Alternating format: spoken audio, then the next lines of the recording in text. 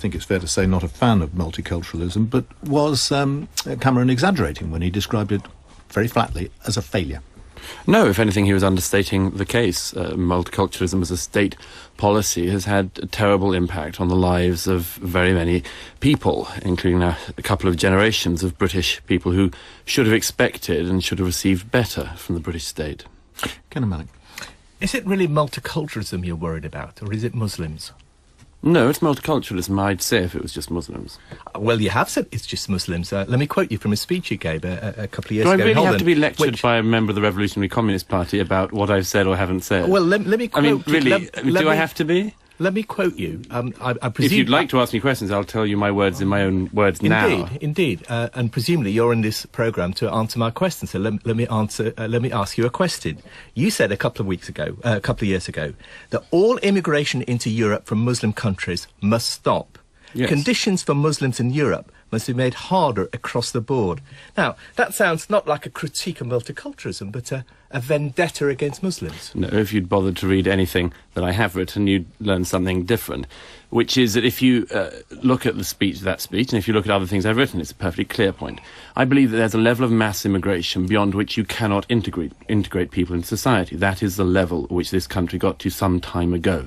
Governments are now realising this. The Labour government started to realise this. The Conservative government is now realising this. That level of immigration was far too high. It was, at the end of it, combined with a period in which minority groups, including Muslims, and I think most prominently Muslims, made extra demands from society. Not equality, not just putting up with the same things the rest of us have to put up with, like, for instance, having our views offended, having our feelings offended, having to put up with members of the Revolutionary Communist Party saying things and so on, but by the fact that certain minority groups decided that they should have extra rights, such as the right not to have their religious opinions offended, the right to claim money from the state, to be themselves, money from the state to protect themselves from criticism, and so on. That has been an incredibly divisive policy, and I hate to tell you, but I'm not the only person who's noticed it.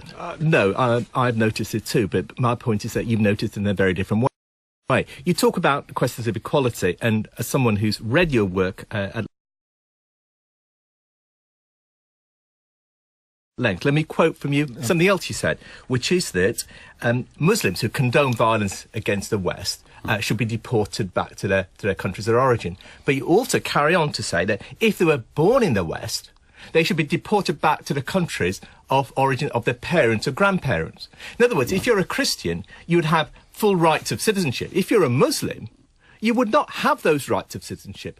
Are you not singling out Muslims for unequal treatment? No, what you're doing, Ken, and I think probably because you have a vendetta, because I wrote a review of your book, which was very critical, is that you've decided that you're going to seize one speech, by the way, the same speech you quoted earlier, which suggests to me you've never read more than a few thousand words of anything I've written, but you've quoted from the same speech and pretended it's a different speech, and what you've quoted is quite something different, which is this. I do believe, and I think many other people believe, and I think it's a perfectly acceptable belief, that if people hate this state, hate this country, hate Britain, take advantage of it, plot against it, plan to murder people in it, then they should have no part in it. This is a perfectly respectable theory. This is a perfectly respectable opinion.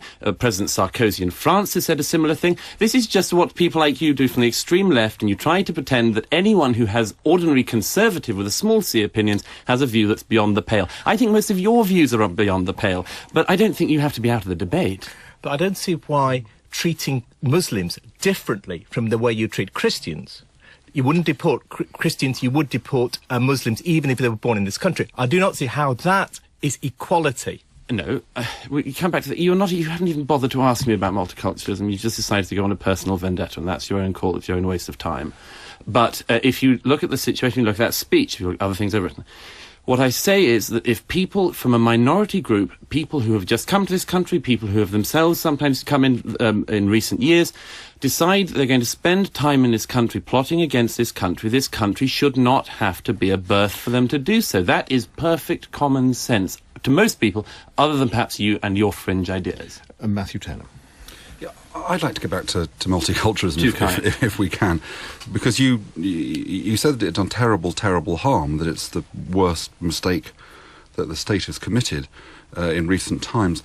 I'm kind of quite interested in this. I mean, Do you think that the greatest duty we have to young people, for example, is to kind of to manufacture a kind of a certainty and consistency in their national culture for them to feel pride in that, or is it actually to give them an ability to appreciate and understand people from other cultures? Which do you think is the most important attribute for us to be developing in them? The most important thing that Britain and other countries can do now is to do what the German Muslim writer Bassam Tibi described as to form a light culture, a core culture, a culture which allows all sorts of variations with certain limits, all sorts of variations, but which are united by a common theme, rather like in a piece of music of the theme and variations. The variations on the theme only work if people know the theme. I think that one of the worst things by taking this entirely culturally relativist... We have to create a new... Can I get this right? Just because I really am trying to clarify, we have to create a new... It's not an existing culture. No, it's an existing culture, but we have to be able to reassert it, reinforce it. We have to educate people. Instead of educating young people in hating or distrusting their country, hating and distrusting their past, is to also teach them, at least in a complementary fashion, some of the good things about their culture. Teach the common narrative of this country. That is something that people of any background could come into, could be part of. I wonder whether your suspicion of multiculturalism is this, that you... It's not a suspicion. That you feel that for people to understand that other people have different values, different beliefs, different gods, is somehow to make them feel more insecure about their own culture and values. And I don't see why that's the case. Let me, for example, present to you the fact that most opinion polls show that white people who live in very diverse areas are more relaxed about diversity than white people who live in predominantly white areas. So it seems that the people who live in this kind of multicultural hubbub are quite kind of relaxed and happy about it. The classic thing of mixing these things up, if I may say so. That is an example of a multiracial area you're talking about, not a multicultural area. Multiracial... Hang on. May I just finish at least one point? Multiracialism, pluralism, having people of different backgrounds in society is something that I and most of us support. But as we've tried to stress several times now, there has to be a unifying idea, a unifying core to that culture, which is in our case, in Britain, Britishness. There are all sorts of debates to be had around that. But the idea that you do not assert a common value, a set of common cultures, a set of common values, means that for many young people in this society, there is absolutely no imperative whatsoever to be a part of this society. Society doesn't even encourage it, doesn't ask them to be. And in that situation, we should not be surprised that some people not only turn against our society, but themselves fall prey to radical and extremely vicious ideologies, which are, I think, to the detriment of people of all faiths, all backgrounds, all races, all creeds. Douglas Murray, thank you very much indeed. Thank you.